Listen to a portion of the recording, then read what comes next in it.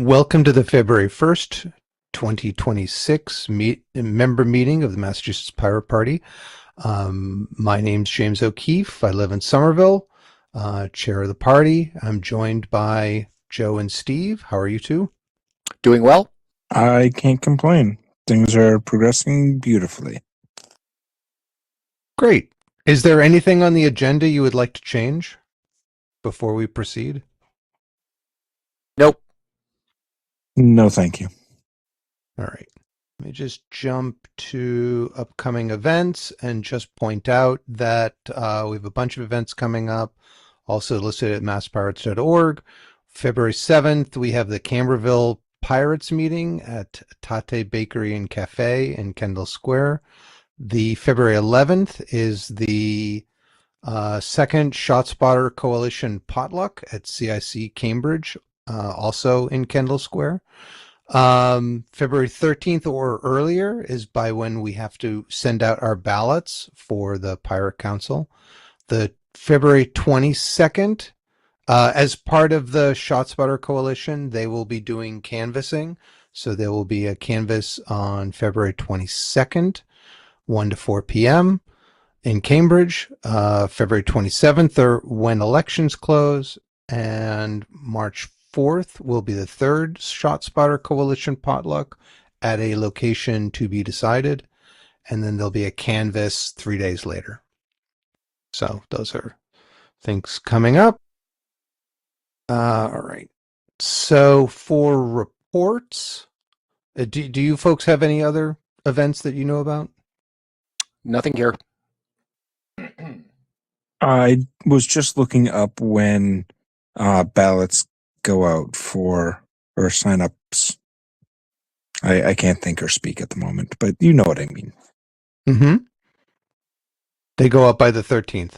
Any questions, Joe? Or Well, no, okay. when they go out so that we can start getting them. So when my decision has to be in whether I'm going for it this year or not. Oh no, that's for the Pirate Council. That's not for. Yeah, no, you that's what I was running, talking so. about. Oh, okay, all right. So for reports, I personally have been swamped with work now that we've started.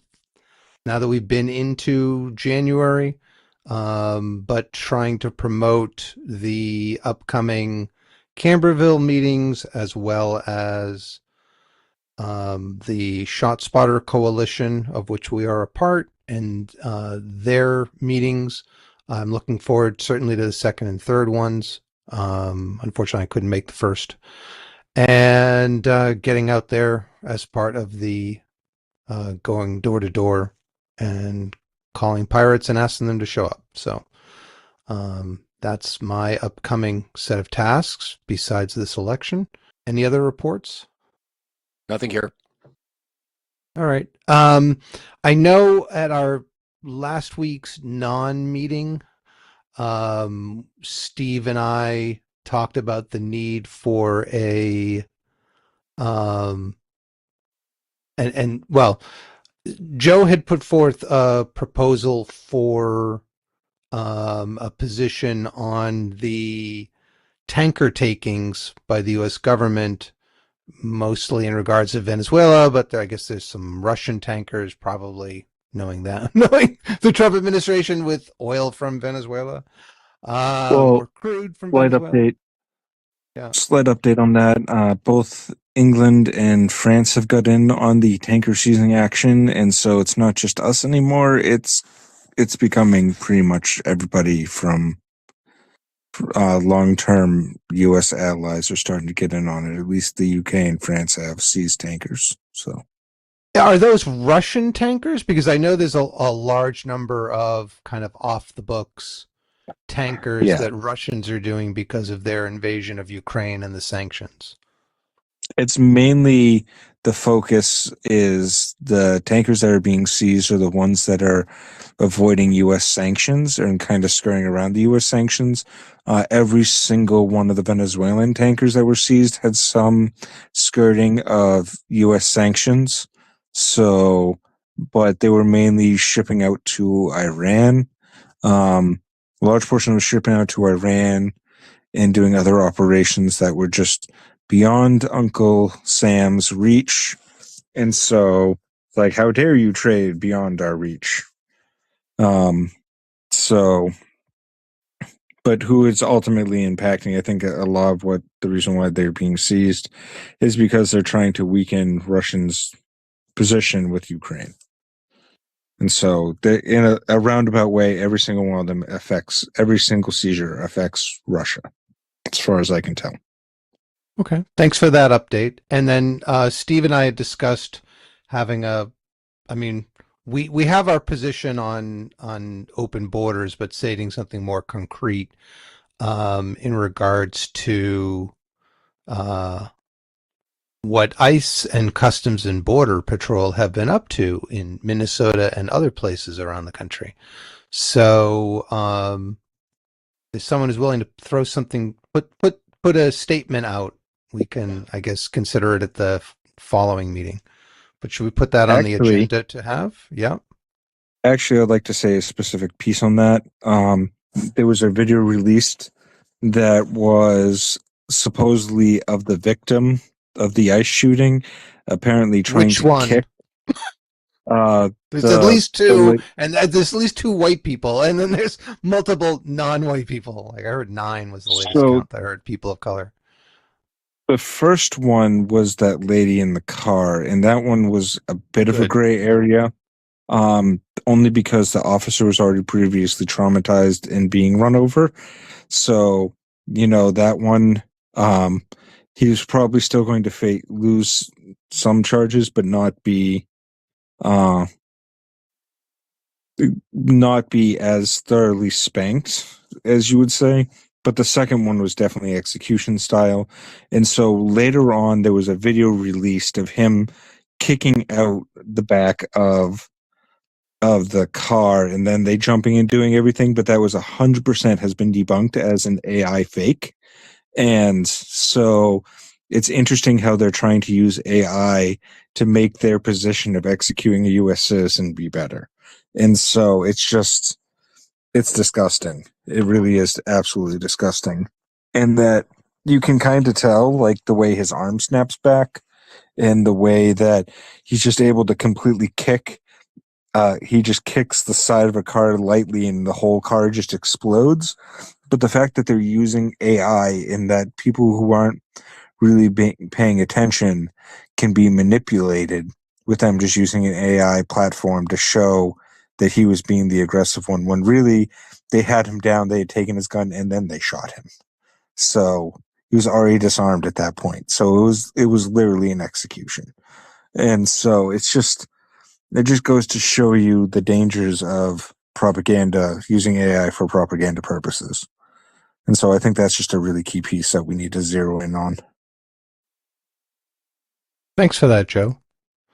I will say my understanding is Customs and Border Patrol, and certainly I think even ICE regulations are you don't stand in front of a car. So,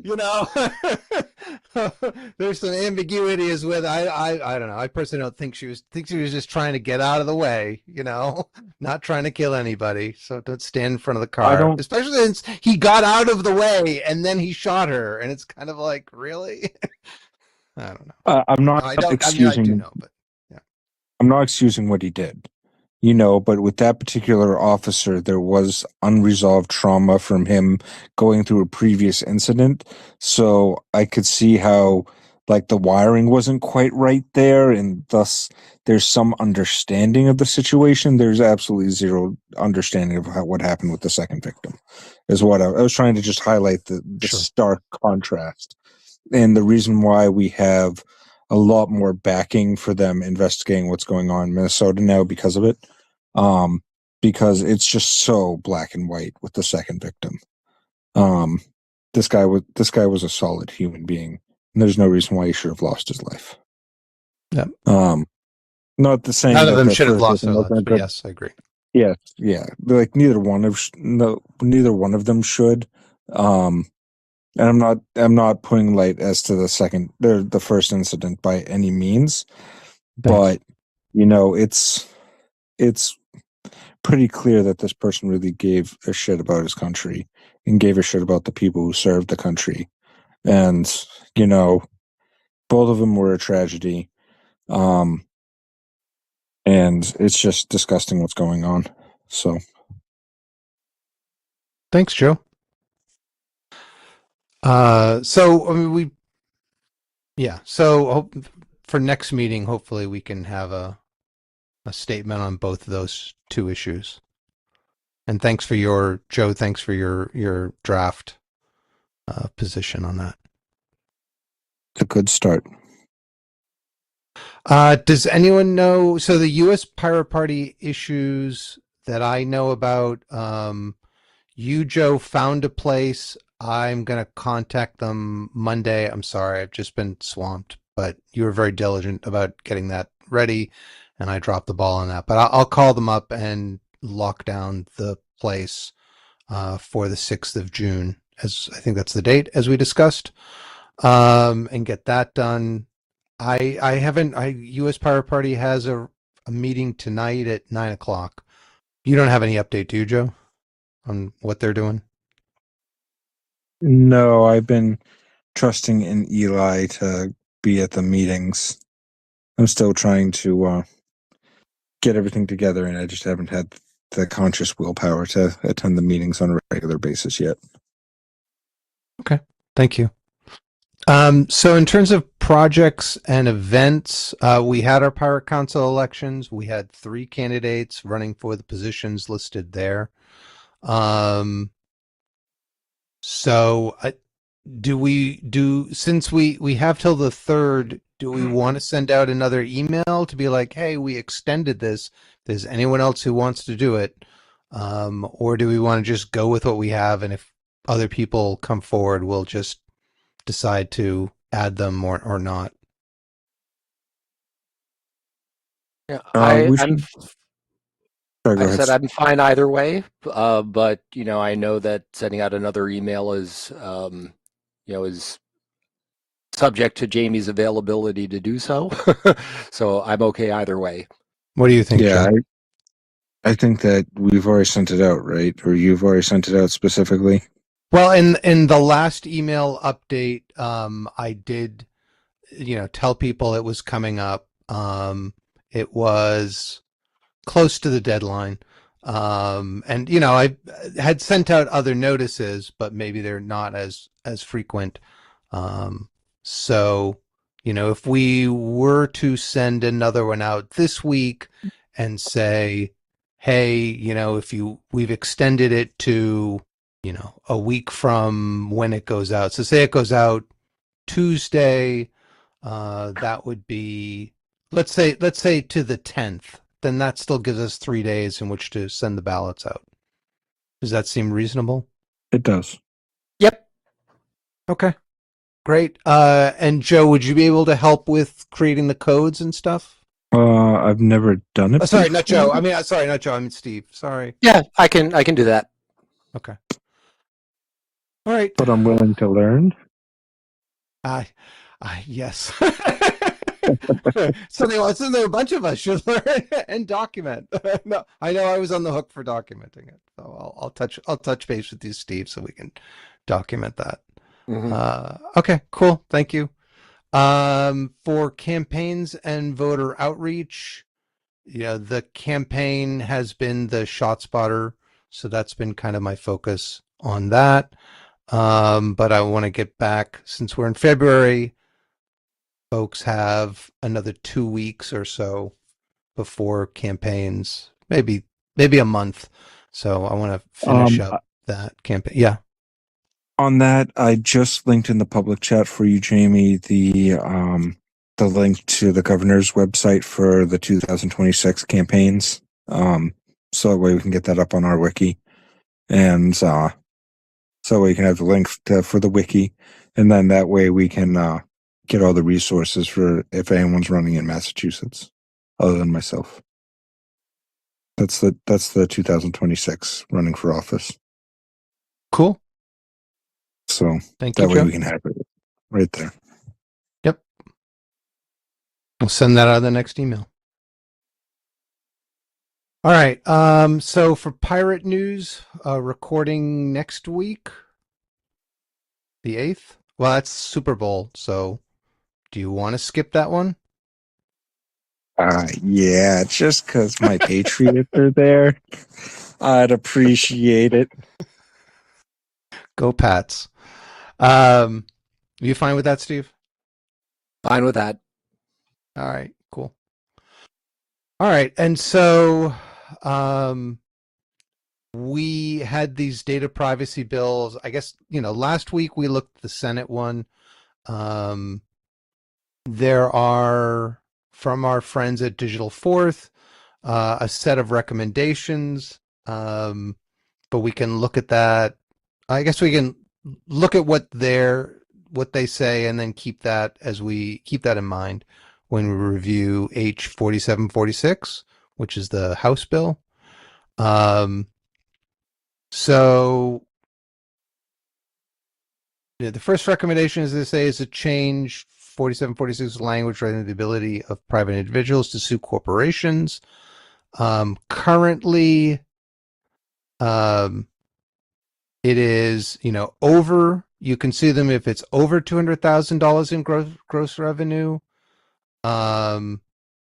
and data on 2 million consumers. This would make it one or the other, as opposed to requiring both. Personally, I think 2 million is kind of high.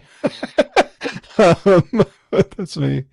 That would be one change, and as they point out, prevent private enforcement against, as written. You've got Flock Safety, which has a gross annual revenue of $285 million, but doesn't transfer the data of over 2 million consumers. So Flock Safety would not be covered.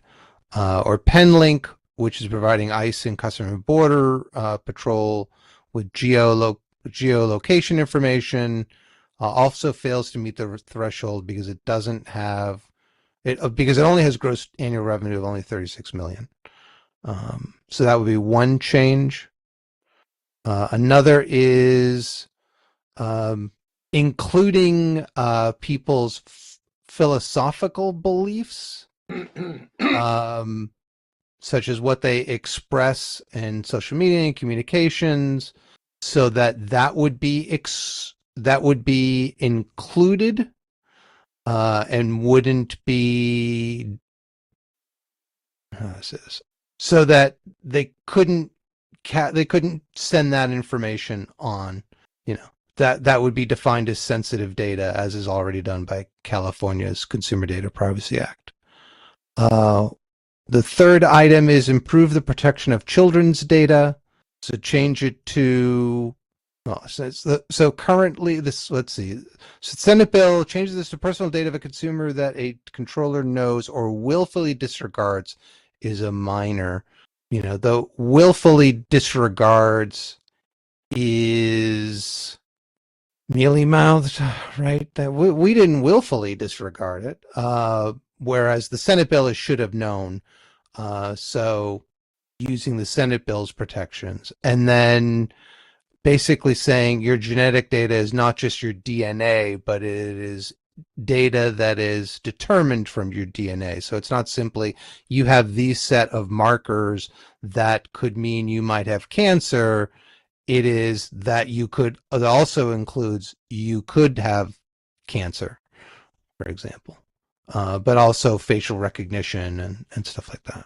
So those are the ones recommended. Any questions? No, those were really good. Yep, they sound like thoughtful suggestions. Well, Digital Fourth has really good activists who do the work. Certainly appreciate them and all that they do. All right, so getting to H4746, which would update the 2024 official edition by adding Section 93M, Massachusetts Consumer Data Privacy Act. There's a whole set of definitions that are here. Defining biometric data, but it doesn't include digital or physical photograph, audio, video, or data generated from such things. Anyway, so there's a whole set of terms that are defined. And we talked about genetic data, where it means any data, regardless of its format, that concerns an individual's genetic characteristics, including but not limited to a raw sequence data that results from the sequencing of the complete or a portion of the extracted deoxyribonucleic acid of an individual, or any genotypic and phenotypic information that results from analyzing such raw sequence data. Anyways, so getting on to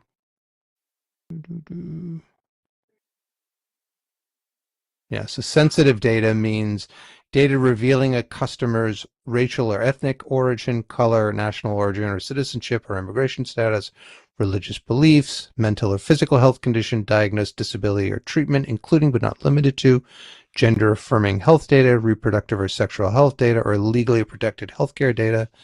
D, sex life, sexual orientation, status as transgender or non-binary. E, union membership. F, status as a victim of crime. Or G, status as a military service member or veteran. 2, consumer health and wellness data. 3, genetic, neutral, or biometric data. 4, personal data of a consumer that a controller knows or willfully disregards as a minor. There we get to that point. 5, precise geolocation data. 6, a government-issued identifier, including a social security number, passport number, or driver's license number that is not required by law to be displayed in public.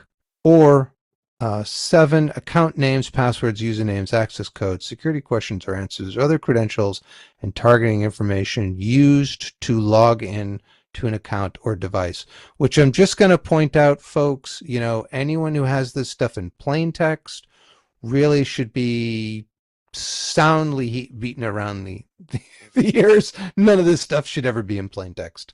All right, so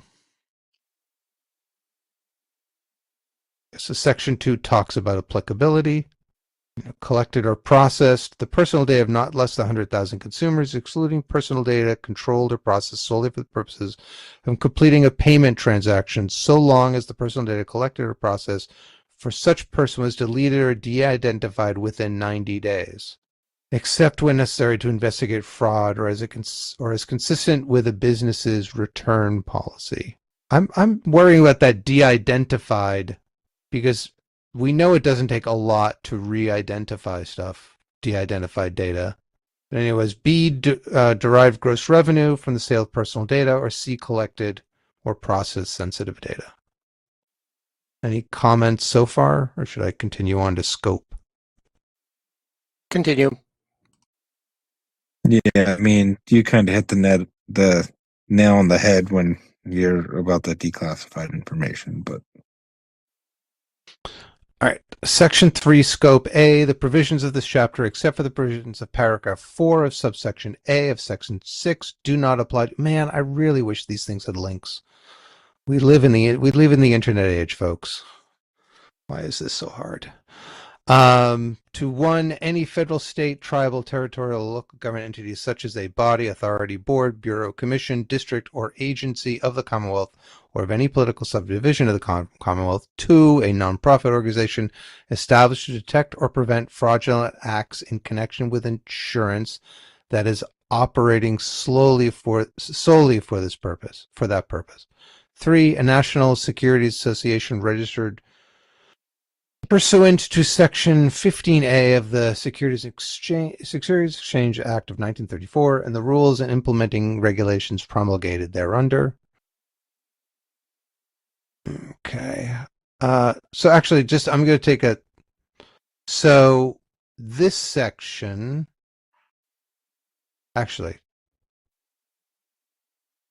so where do the various nonprofits, the nonprofit SWAT teams that various municipalities buy into, is that under 1? It's not under 2 because it's only to detect and prevent fraudulent acts in connection with insurance. I guess we can continue on and see, but I'm just going to throw that out. Yeah, I'm not clear where NEMLEC would fit into this. All right. For registered futures association designated pursuant to Section 17 of the Commodity Exchange Act and the rules and implementing regulations promulgated thereunder. 5. A bank, credit union, or any affiliate or subsidy thereof that A is only and directly engaged in financial activities as described in 12 USC 1843K. B is regulated and examined by the Division of Banks or an applicable federal bank regulatory agency, or C is established a program to comply with all applicable requirements established by the Commissioner of Banks or the applicable federal bank regulatory agency concerning personal data. So banks, credit unions, so forth aren't covered. An agent, broker, dealer, investment advisor. Okay, so those folks.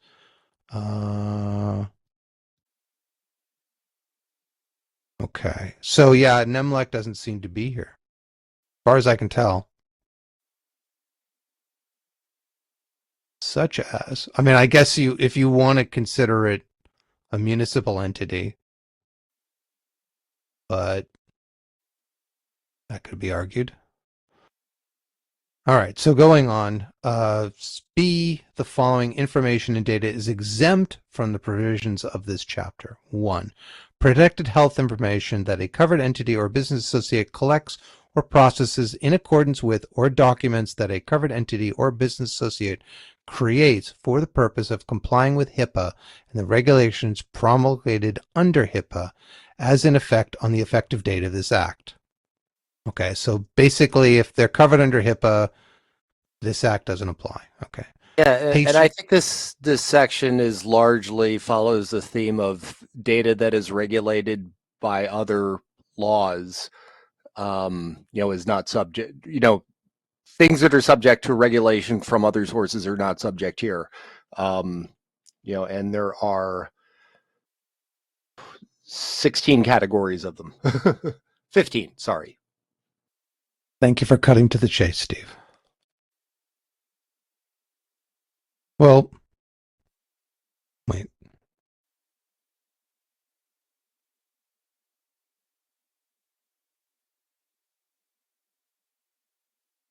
So wait, if we do the following information and data is exempt from the previous provisions of this chapter. So we go through a set of them and then we get to 14. Data collected, processed, or maintained in the course of an individual applying for. Okay, so yeah, never mind.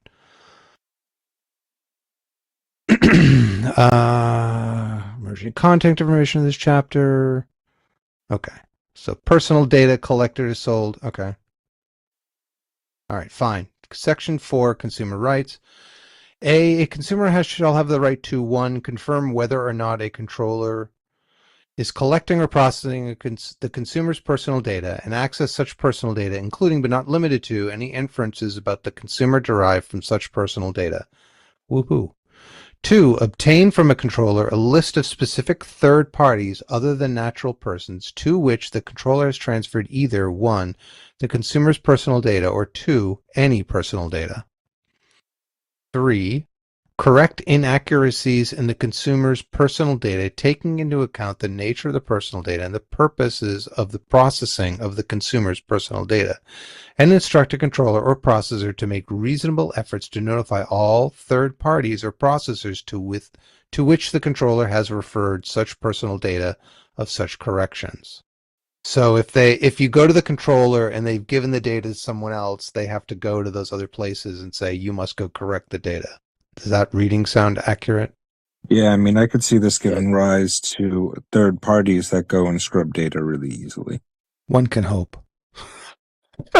Anyways, all right. 4, delete personal data provided by or obtained about the consumer, including personal data the consumer provided to the controller, personal data the controller obtained from another source, and derived data, and instruct a controller or processor to make reasonable efforts to notify all third parties or processors to which the controller has transferred such personal data of such deletion request. Okay, so you can ask for it to be deleted, and you can ask for it to be updated. It's nice to ask. So 5, obtain a copy of the consumer's personal data collected or processed by the controller in a portable and, to the extent technically feasible, readily usable format that allows the consumer to transfer the data to another controller without hindrance where the processing is carried out by automated means. And 6, opt out of the collection and processing of consumers' personal data for the purposes of 1, targeted advertisement, 2, the sale of personal data, or 3, profiling and furtherance of solely automated decisions that produce legal or similarly significant effects concerning the consumer. I mean, being able to, well,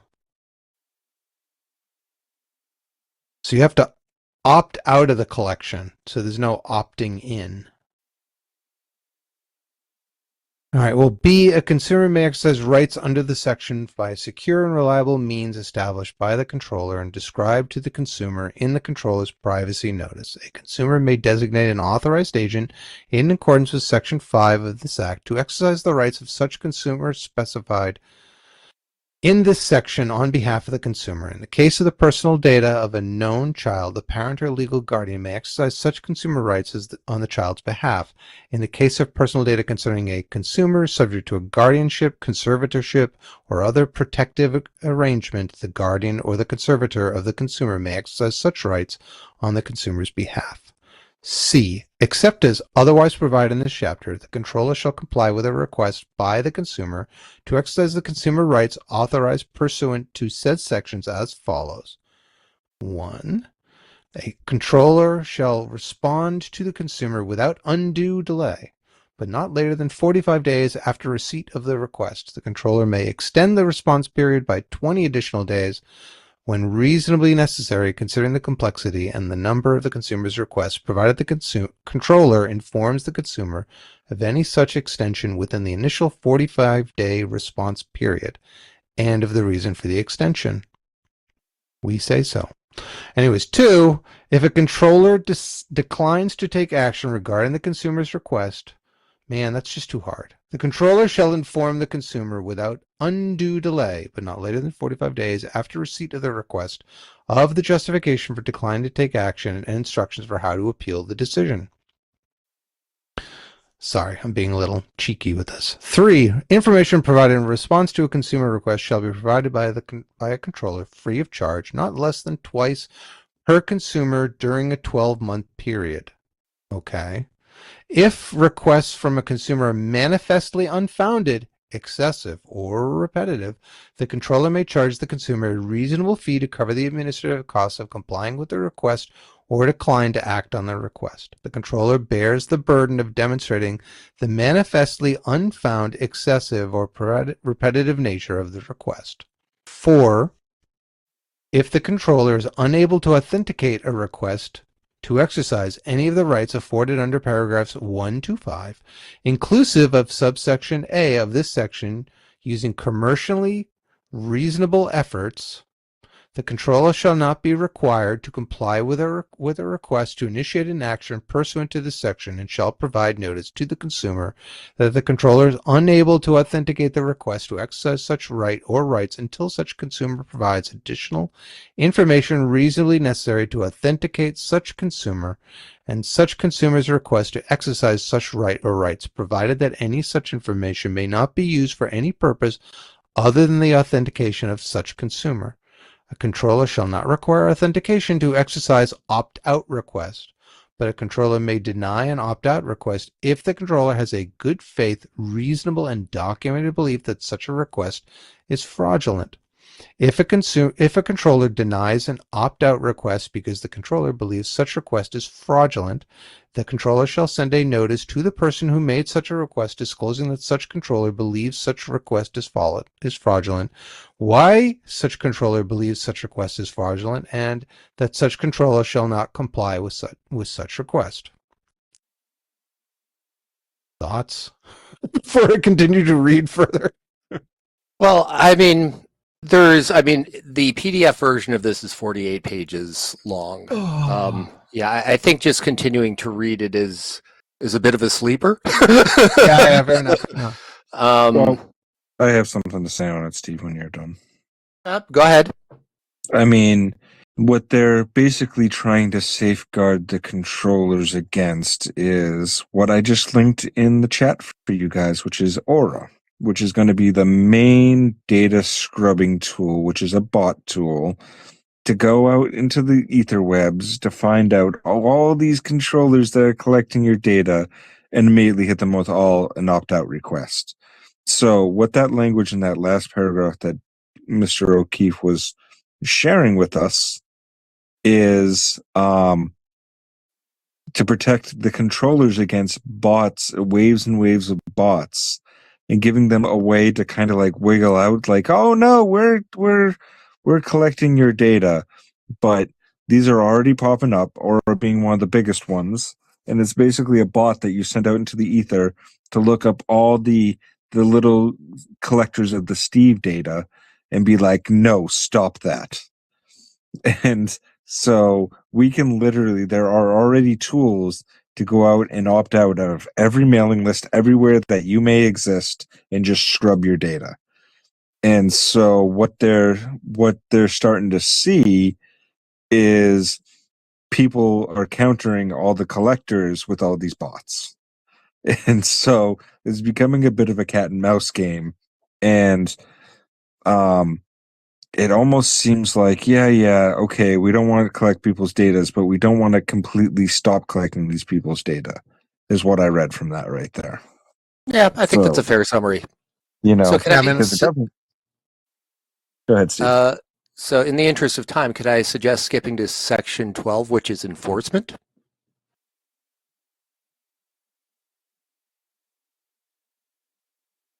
Sure.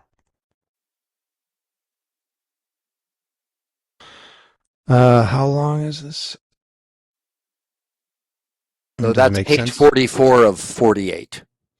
Okay. Or Right. or line 872 if you're looking at the PDF. Okay. Well, it's not too much to not read. It's not too much to read. One thing I'll say, I mean, I was just looking at Aura, and it's like, sure, will you spend $144 a year to get your right to privacy? It's like, great. Anyways, privacy has a price.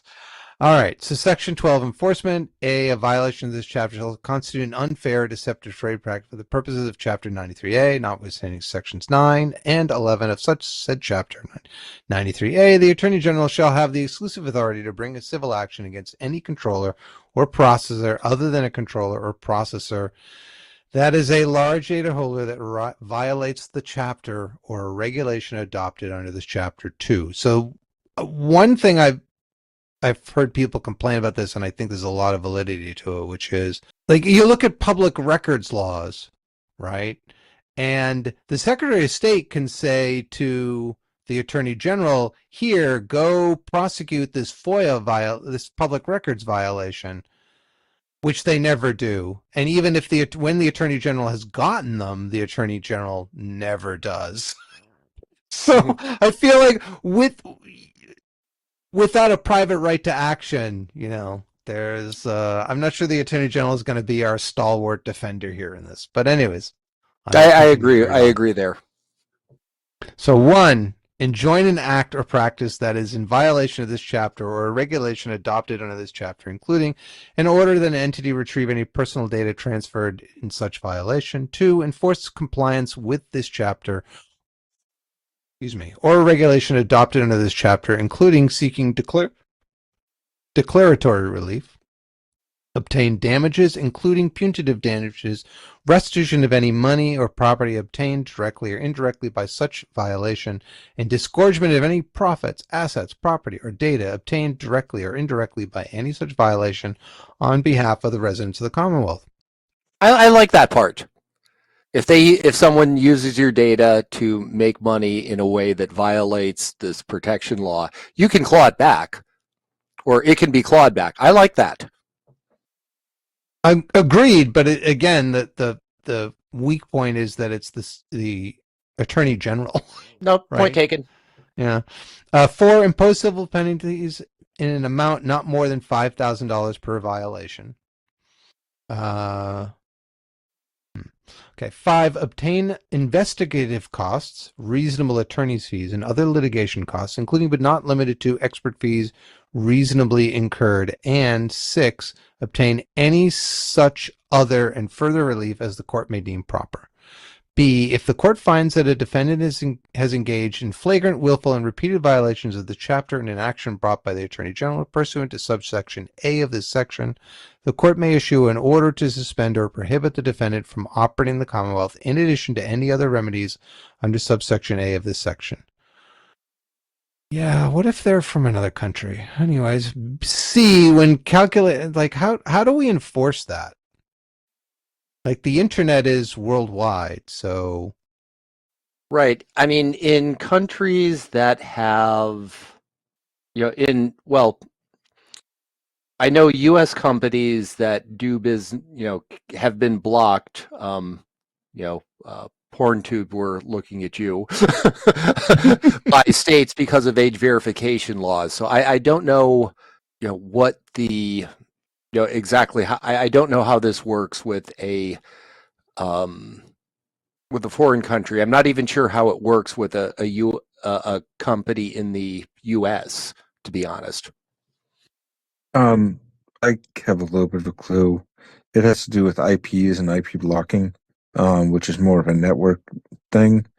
Good program to download, by the way, to see how your IP is being used and who's picking up your IP is PeerBlock. I'll pull up a link for everybody to have, but right. But that is how that sort of IP based geofencing is typically how it's done. But if Tennessee or whatever says that, well, this category of website or web service requires age verification, and the provider of that service says, well, we're just not going to they actually have to do the work of complying. And what recourse does Tennessee have if the provider doesn't want to comply?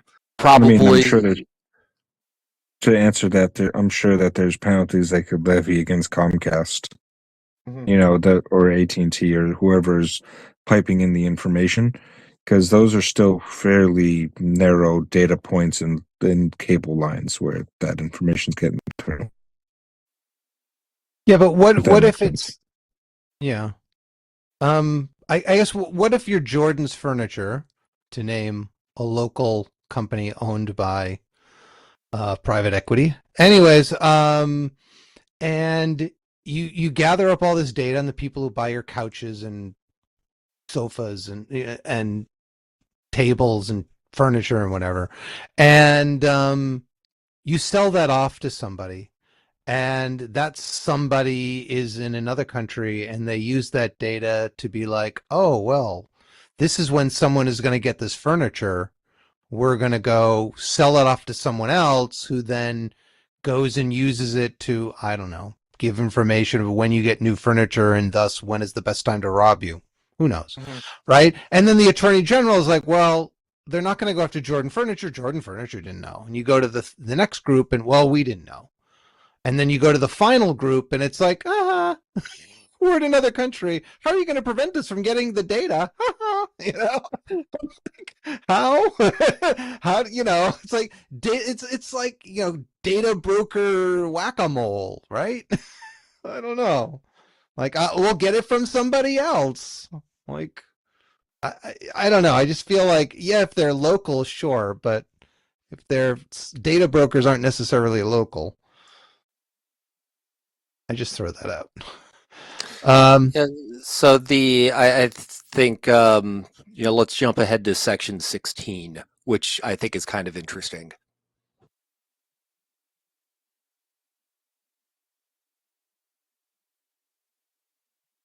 It's a short section. Mm-hmm. Browser privacy settings on January 1st, 2027. A person shall not develop or maintain a browser that does not include a setting that enables a consumer to send opt-out preference signals as described in section 6E2 to the controllers or processors that the consumer interacts with through the browser. Yeah, sounds good. Can't. Yeah. So, I guess thoughts. I mean, I feel like there's that. Like, I would not necessarily. I think this is an improvement, but without a private right of action, and without a number of these suggested changes, I feel like it's doesn't go far enough. And so, being able to at least advocate for those points, private right of action, and certainly these, um, is something when we testify before the legislature is, I would say, the minimum of what we should say. Yeah, and I think that's fair. honestly, we could reach out to Restore the Fourth and say, hey, we noticed this one particular part. Why don't you consider adding that into your group? So it's not just our group, but multiple groups. I mean, this is Saying- from Restore the Fourth, so. No, I'm saying reach out to Restore the Fourth, saying, hey, you missed this one really big key part with the Attorney General. Oh no, it's not here, but I've heard that from others as well. I've heard it from Okay. Restore the Fourth people. So yeah, they're on top of it. Oh, okay. All right, awesome. So I guess in terms of going forward about this bill, tell people, hey, call up and at a minimum ask your legislator to change the bill to do these, the four sets of things here, the private right of action at a minimum. Does that seem reasonable? It does. Are you fine with that, Steve? Yep. Cool. All right then. It's been a long time, so nearly an hour. So most of which is going over legalese. Joy. Without the joy, without the advantage of, context like GitHub and stuff like that. Anyways, so shall we adjourn then? Sounds good. You said yes, right, Joe? Did I catch that? Did you speak at the same See. time? Okay. See, I said second. Okay, cool.